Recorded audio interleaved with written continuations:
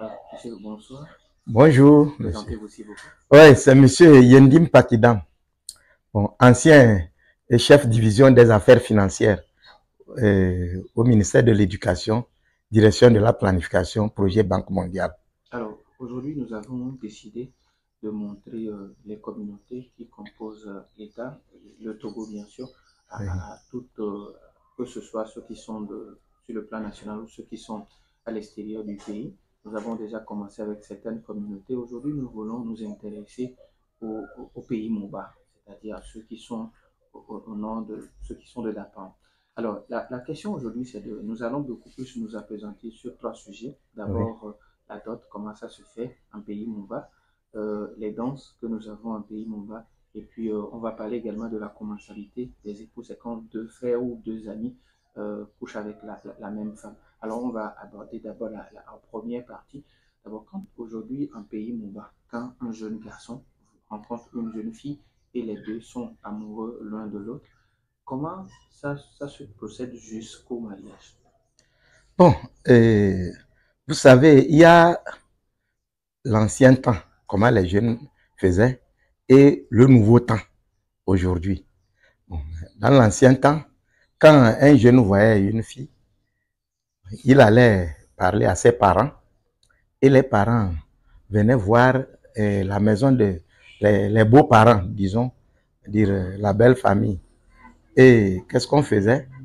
Bon, quand il y a un accord, on amenait le tabac et le tchakpalo.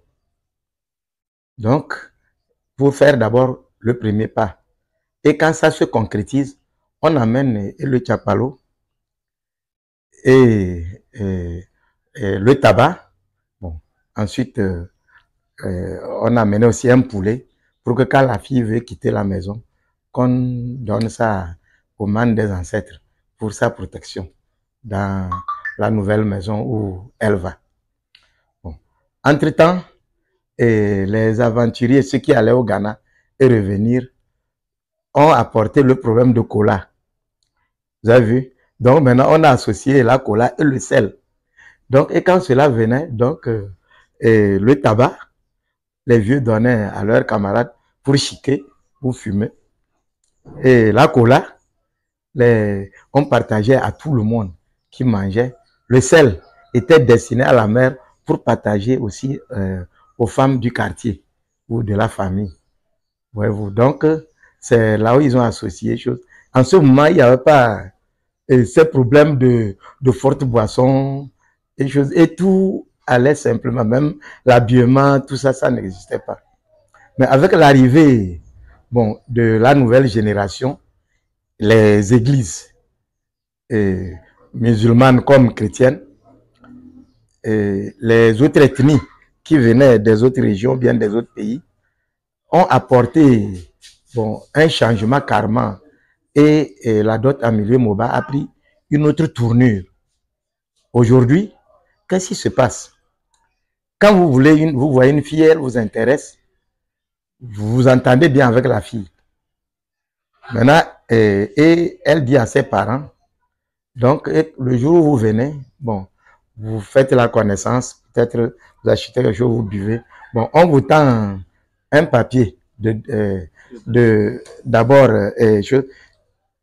du premier pas, ensuite de la dot maintenant. Et vous avez vu le premier pas, aujourd'hui, ça seul, ça constitue des dépenses folles pour le garçon, parce qu'on demande quelquefois 2 fortes boissons, 2 bières, 2 sucreries, patati, patata, c'est-à-dire des choses comme ça. Et quelquefois même, on prépare même une nourriture au moins. On peut faire les beignets, ou bien, c'est pas, tibani, tout ça pour recevoir les gens qui sont pour le premier pas. Maintenant, la dot, c'est toute une grosse liste qui n'existait pas dans le temps, puisque tout est modernisé. C'est là où maintenant nous voyons, on vous demande, c'est pas une grosse cuvette que vous appelez baniba ou quelque chose, remplie non, d'abord de boissons fortes. On veut aussi 2 rhum, 2 whisky, 2 Campari, 2 gin, 2 schnapps, du sodabi, tout ça, plus un ducro de tchakpalo. Bon, ça, c'est côté boisson. Maintenant, de la valise.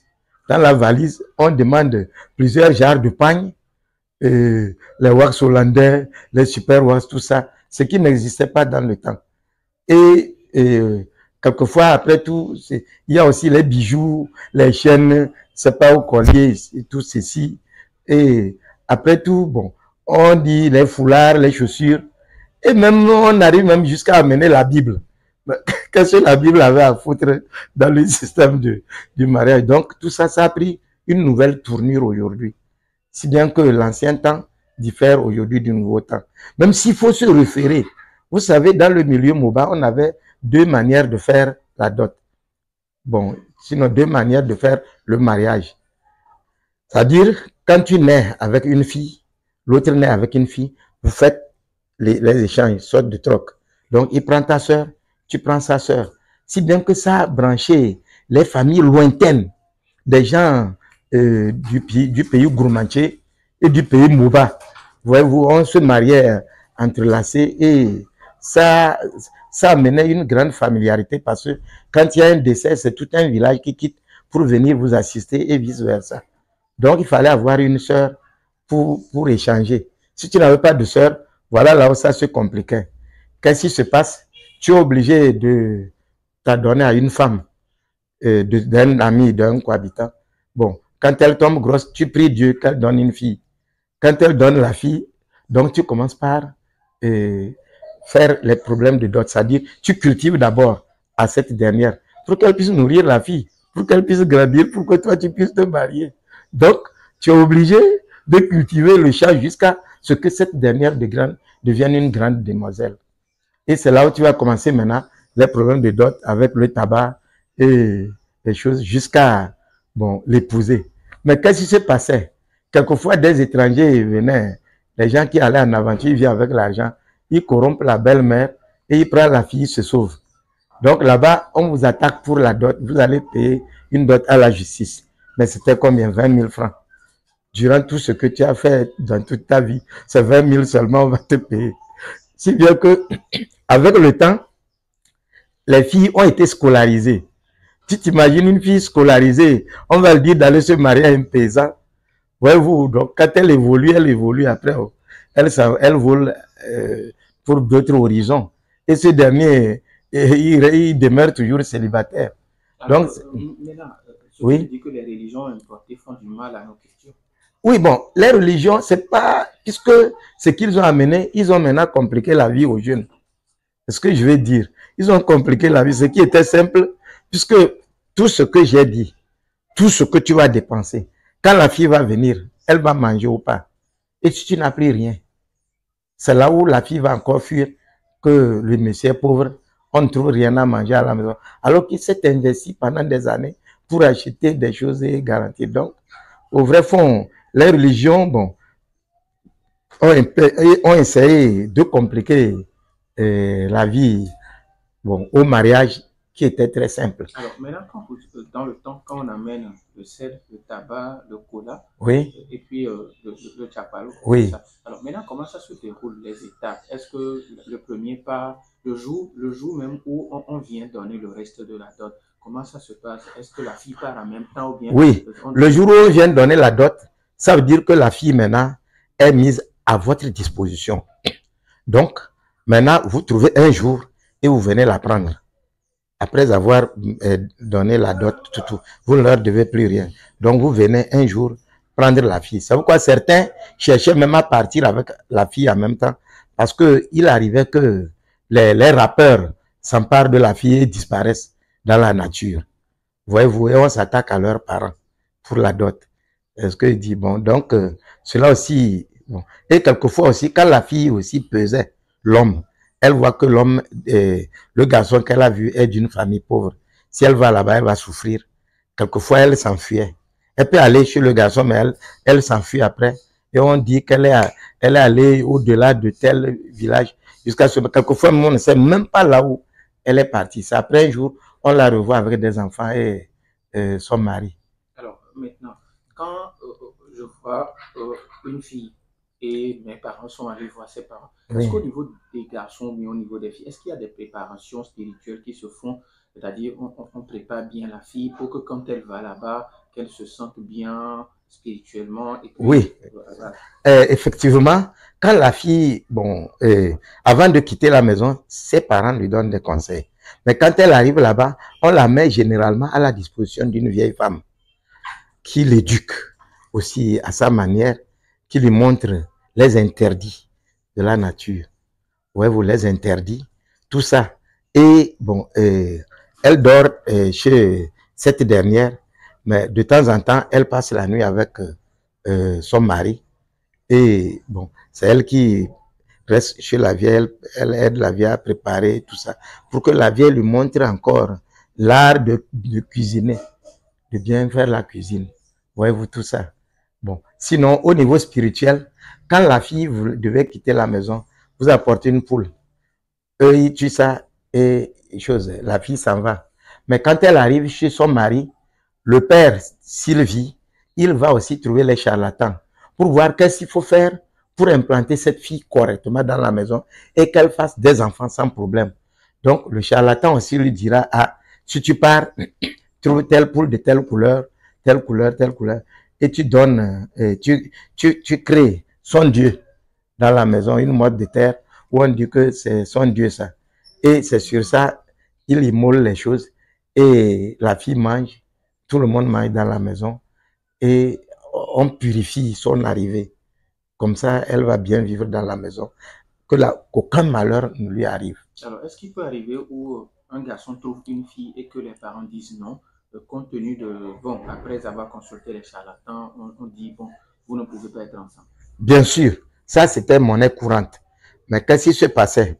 Quelquefois, vous pouvez trouver une fille, vous n'avez pas dit à vos parents, mais il s'avère que cette fille est de même ethnie que vous.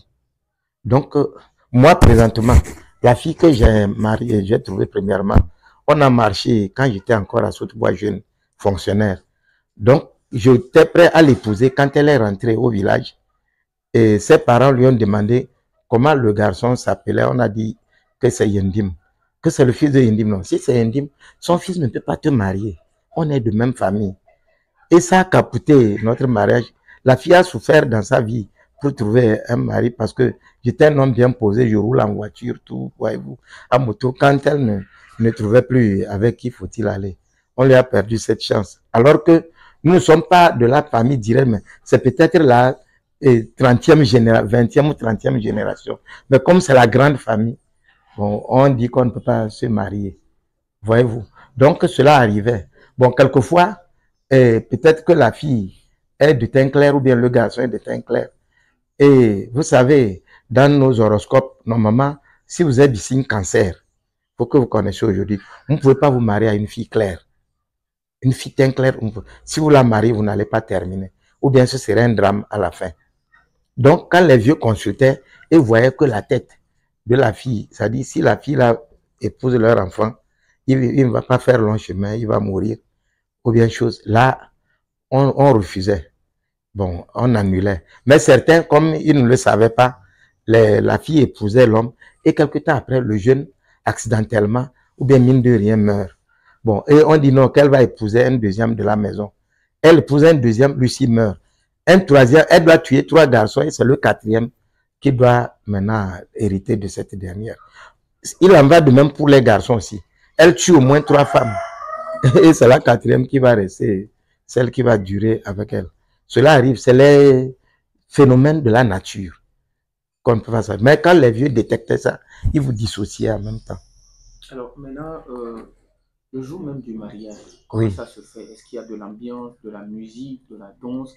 Ou bien bon, c'est des choses qu'on fait de façon clandestine? Au village, non, quand on venait, puisque ça drainait toute la famille. Le père peut-être a plus de 5 garçons qui sont tous mariés. Et on dit qu'on vient pour demander la mère de la fille. Tout ce monde-là viendra. Les cohabitants qui ne sont pas de même famille viendront. Et c'est de l'ambiance. On prépare, tout le monde mange. Moi, par exemple, j'avais fait ma première femme avec qui je suis. J'ai fait au village. La deuxième aussi, c'est toujours au village. Ça avait toujours drainé un monde. Quand nous venons au marché, là, nous ramassons toutes les boissons. Les gens qui viennent, quand ils ne trouvent pas à boire, ils suivent chose. Parce qu'on dit que c'est un grand qui est venu de Lomé. Voyez-vous, tout le monde vient pour profiter gratuitement de la boisson, ils n'achètent plus. Donc, c'est de l'ambiance. Et pendant ce temps aussi, quand la femme vous rejoint à la maison, il y a aussi vous vous préparez aussi là-bas. Ceux qui ne sont pas partis aussi, ils attendent là-bas pour boire et manger. C'est toujours de l'ambiance. Parce qu'une nouvelle femme est arrivée dans la maison. Voyez-vous. Donc, bon, dans le temps même, on préparait, quand la jeune fille vient, elle a un jour où on organise une sorte de fête où elle prépare la pâte en quantité, c'est-à-dire dans les calebasses. Et les bols en terre, là, on met la sauce dedans. Généralement, c'est la sauce de la cajou à Chanti, là. On prépare ça avec la moutarde. C'est comme on a mis à Migen, quoi. Et on sort avec, on donne dans les différentes maisons où les gens là sont bien avec la famille. Et en retour, vous lui donnez du mil. Ça peut être le mil blanc ou bien le sorgho. Donc, quelquefois, quand elle prenait tout ce mil-là, elle stockait. C'est avec ça, elle préparait maintenant sa boisson aussi pour vendre. C'est-à-dire les petits dons là. Elle peut faire la boisson et vendre. Ou bien elle-même, elle peut vendre le mil là comme ça pour gagner un peu de sous. Alors, dans certaines communautés, il y a différentes sortes de danses. C'est par rapport aux événements. Alors, en pays Moba, il y a combien de sortes de danses et puis c'est à quelle occasion? En milieu Moba, ça, je ne vais pas vous tromper. Il n'y a pas cette ethnie au Togo qui possède beaucoup de danses en dehors du milieu Moba. Parce que dans le milieu Moba, nous avons une danse qu'on appelle Talkuruk. Et Bimbat, c'est chez les femmes. Talkuruk, c'est chez les garçons. Bon, en milieu gourmandier, ils appellent ça Bontana. Ils dansent comme dans votre milieu sud ou à Bagala. Ils dansent comme ça, ils sautent en l'air. Donc, ça, c'est les danses de réjouissance. Et c'est les mêmes danses qui accompagnent lorsqu'il y a un décès de n'importe quel, c'est-à-dire que ce soit un homme qui a eu au moins un enfant dans sa vie, on doit danser proprement. Et les danses, là, les deux danses, bon, ou même les trois danses, quand l'homme est bien posé, c'est la famille, on invite tous à venir faire cette danse. Ça, c'est danse de réjouissance. Mais nous avons une danse qu'on appelle le Malkonde. La danse Malkonde. Là-bas, il faut faire le couvent pour connaître cette danse. Parce que là-bas, ils ont un langage qui tire sur les Djerma quand ils sont là-bas. Et ils sont même souvent encadrés par des peuls. Bon, donc c'est carrément une nouvelle langue. Ils apprennent dedans. Et quand ils sortent, ils dansent, ils sortent à travers la ville, ils dansent pour demander des dons à certains gens. Donc, et c'est aussi une très grande fête. Maintenant, quand un homme, tu vas voir qu'il y a des Moba qui ont des cicatrices derrière comme ça. Il faut regarder sur le cou. Si vous dites qu'il est Moba, si vous voyez ça, donc c'est un initié. Il a fait le couvent. Donc, quand il meurt, les gens vont faire la danse là avant qu'on puisse l'enterrer. Obligatoirement. On peut l'enterrer à Lomé, mais on est obligé d'aller faire ça au village, ces cérémonies-là, obligatoirement. Alors, donc, ça a quelle signification? Oui, c'est pourquoi je dis que c'est la danse des initiés, ceux qui ont fait le couvent. Donc, il a fait le couvent. Bon, celui qui n'a pas fait le couvent, non, on ne peut pas lui faire cette danse. Bon, il en va de même pour les femmes qu'on appelle Kontal.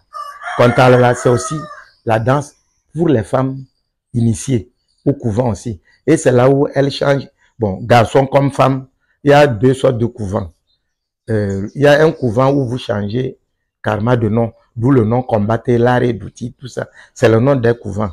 Chez les femmes, il y a Kongit, Kondouk, Douar, tout ça là. C'est aussi chez les femmes. Donc, quand elle sort, si elle s'appelait Jeanne, ou bien Paul, ou bien chose, quand tu rentres là-bas, tu sors avec un nouveau nom. L'ancien nom disparaît. Donc, et tu sors initié.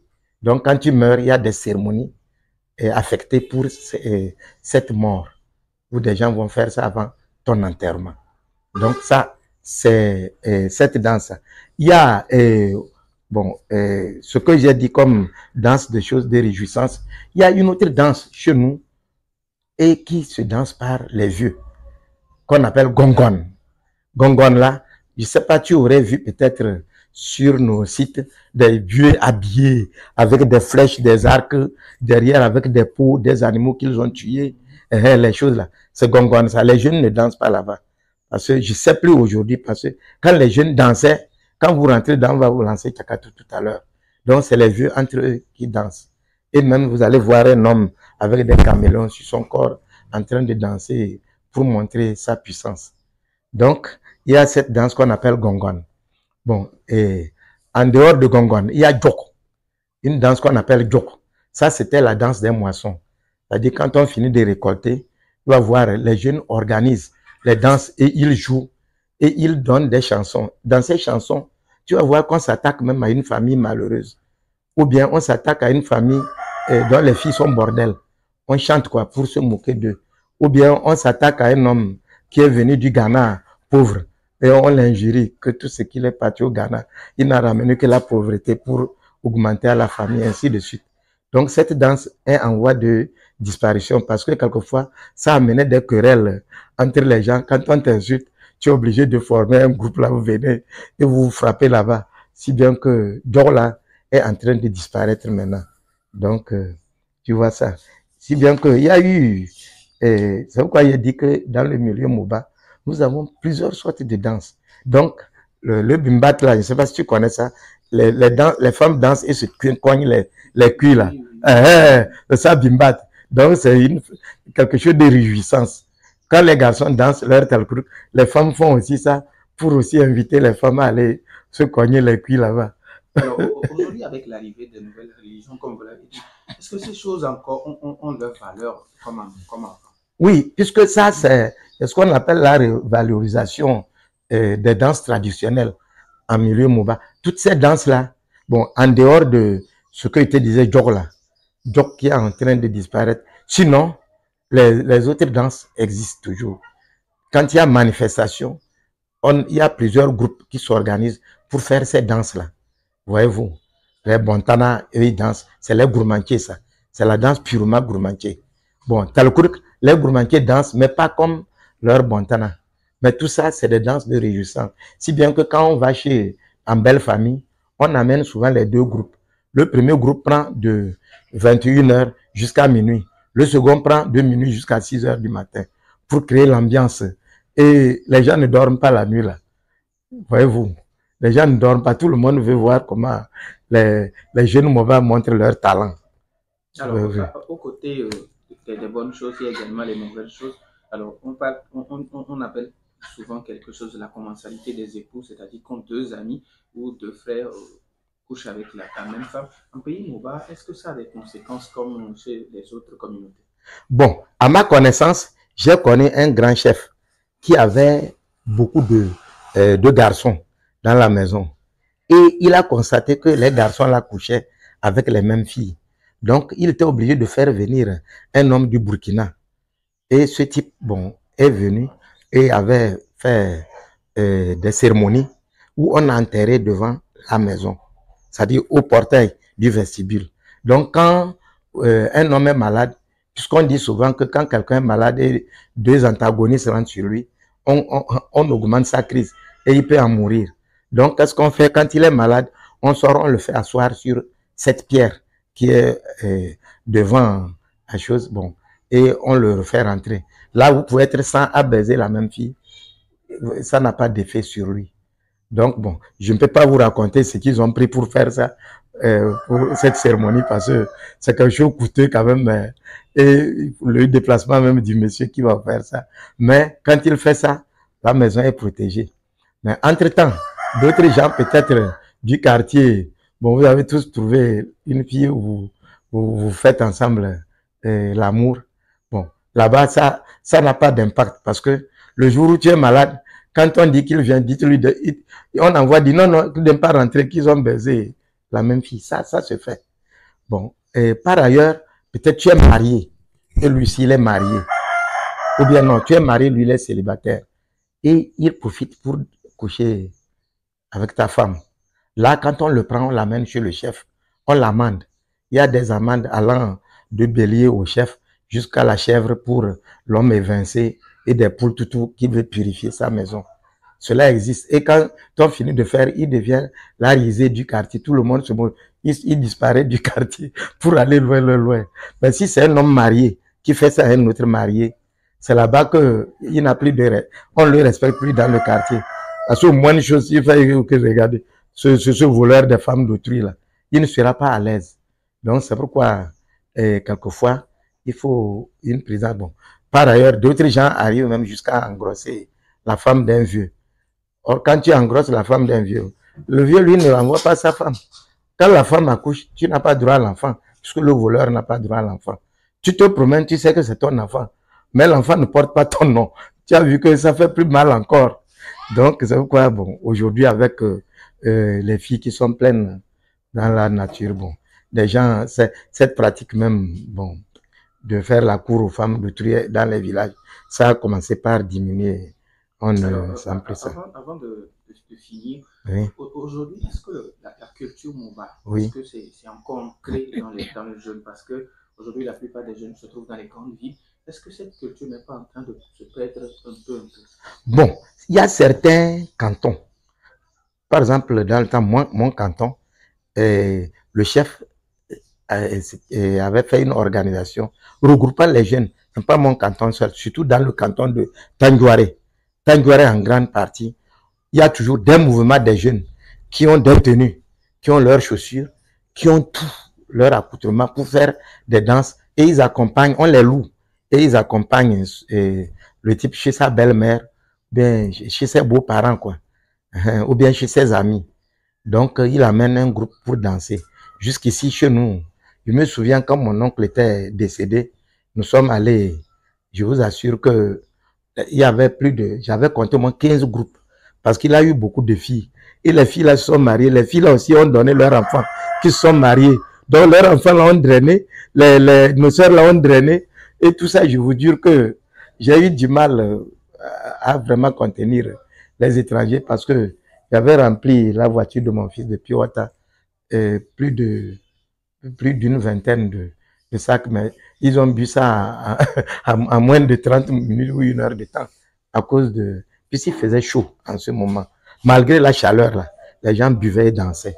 Donc, en milieu Moba, on ne peut pas perdre cette chose. Même à Lomé, ici, il y a plusieurs groupes. Il y a le groupe de Sobosito, il y a le groupe d'Agbalopédo, il y a le groupe d'Emako ici. Il y a un autre groupe à Adido Gomé. Donc, lorsque vous avez des problèmes, même vous-même là où vous êtes, si vous vous référez à moi, je peux vous donner l'adresse d'un groupe. Vous les appelez, ils animent chez vous jusqu'au matin. Ils vont danser, mettre l'ambiance dans la famille jusqu'au matin. Voyez-vous. Donc, on ne peut pas laisser notre culture. Parce que c'est une culture très riche. Parce que c'est la seule ethnie au Togo ici qui a plusieurs danses diversifiées. Voyez-vous. Merci beaucoup. Merci. Donc,